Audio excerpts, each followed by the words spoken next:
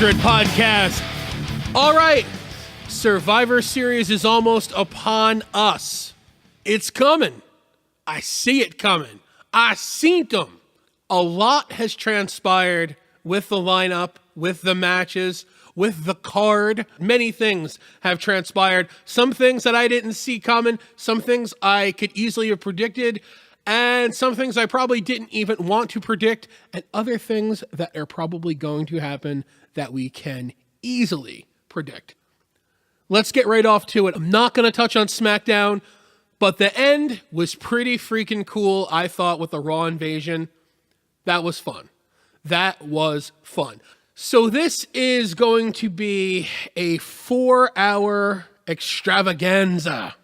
4 hours of WWE, not counting probably 1 hour of pre-show, which will have probably 2 matches, and 1 hour of just pre-show banter. So you're looking at 6. It's not going to be 6 hours on the dot because the actual event is going to wind up running over.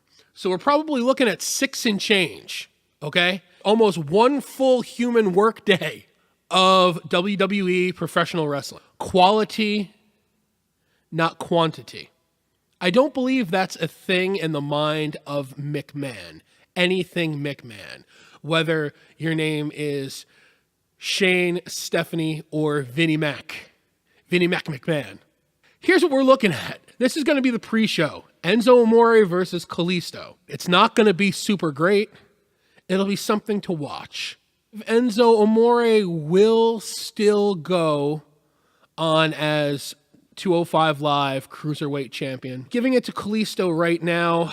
Enzo Amore, although he technically isn't as over as he was, he is still over enough to make 205 Live somewhat, I don't want to say palatable, but somewhat watchable to an extent. Don't get me wrong, a lot of the guys are super talented on 205 Live, but again, as I've said in the past, you got the 205 Live ceiling that you're going to hit, and that's going to be it. So Amore over Kalisto, there's going to be another pre-show match. I'm not really too sure. What could it be? I don't know. Kurt Hawkins is due for another job. 3-way. Hype Bros against Kurt Hawkins. That's going to put some butts in the seats.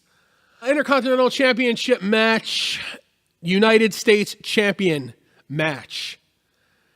Not title for title. Nobody's walking with it. But you got The Miz against Baron Corbin. I kind of hope this match is under 10 minutes. I think The Miz, although he's not exactly the greatest in-ring performer, I think he'll make it a little bit interesting. Baron Corbin, whom I like. I like Baron Corbin. I'm not a Baron Corbin hater.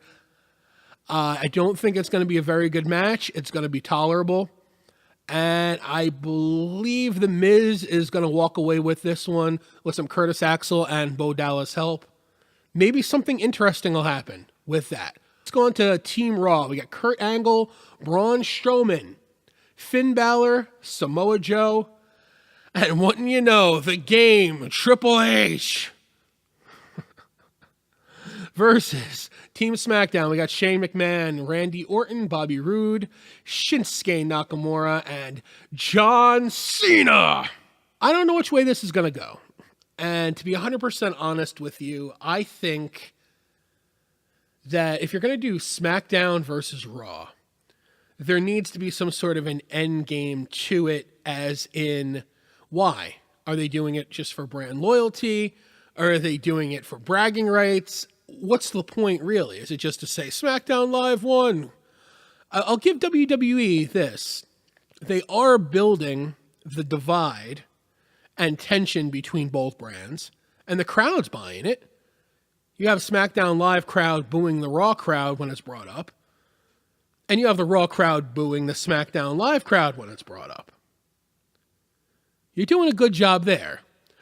Being the podcast aficionado as I am, I was listening to Dave Meltzer and Brian Alvarez, and I'll give Brian Alvarez 100% credit for this. He said, why doesn't the winner between SmackDown and Raw, why doesn't that show, that brand, get numbers 15 through 30 at the Royal Rumble?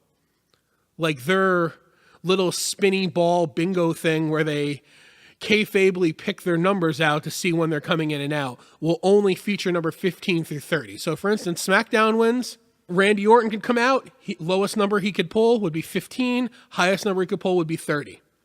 Team Raw loses. Samoa Joe can pick 1 or 14. It's a great idea. 100% Brian Alvarez. A lot more people listen to their podcast than mine. Give them a listen. Anyway, all right, moving on. I'm not going to touch too much on who I think is going to win here, who I think is going to win there. Should be interesting. Interested in seeing the face-off between Triple H and Shane McMahon. That might be kind of fun, but I don't think it's going to bring the house down, so to speak. Team Raw Women's, Alicia Fox, Nia Jax, Asuka, Sasha Banks, and Bayley versus Team SmackDown, Becky Lynch, Carmella, Naomi, Tamina, and one more to be announced. The big surprise. I wonder who it's going to be. I hope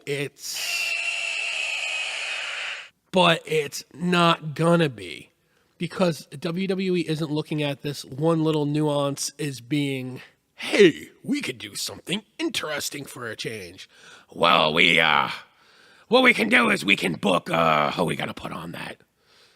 I mean, she just lost the championship. We might as well put on Natalya. That's what's going to happen. Book it, pal. That's what's going to happen. It's going to wind up being Natalya. They have a lot more room to do something else exciting or creative. They have the talent to do something creative. It should be a fun match. Should be fun to watch. I mean, I always like to watch, Becky Lynch, Sasha Banks. Or Bayley against Becky Lynch would be good. Tamina, Nia. As I said previously, that'll be the big irresistible force meeting the immovable object. No predictions, but I'm thinking Team Raw on this one. The Usos. We got the Usos.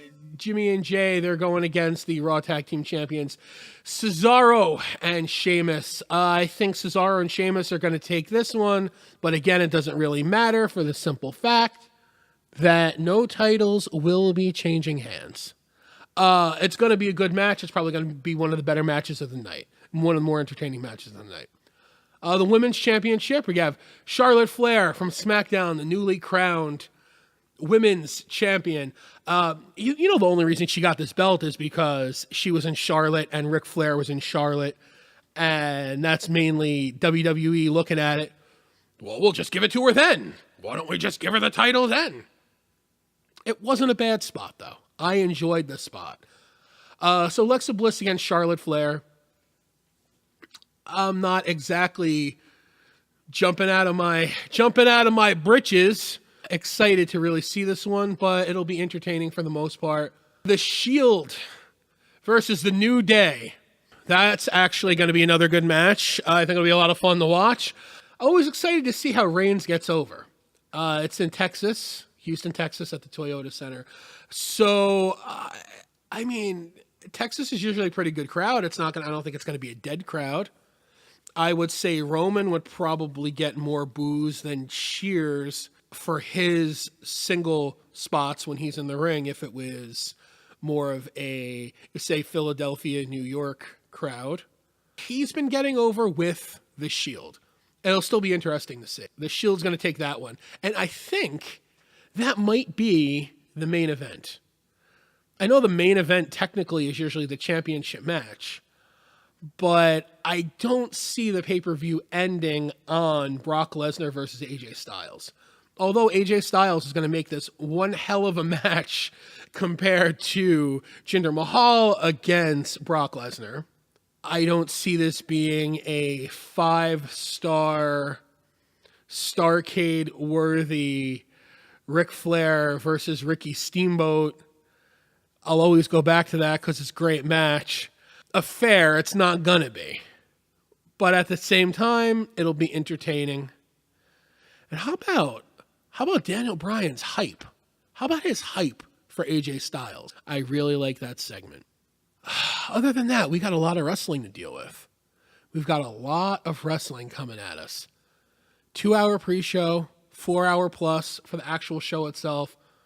So we're looking 6 and change. NXT TakeOver. Toyota Center day before. So got a couple hours of wrestling there too. It's gonna be a lot of wrestling to take in. And you know what? I'm gonna be there for every second of it because that's what I do. 9900 Podcast. Hey, subscribe, be my friend.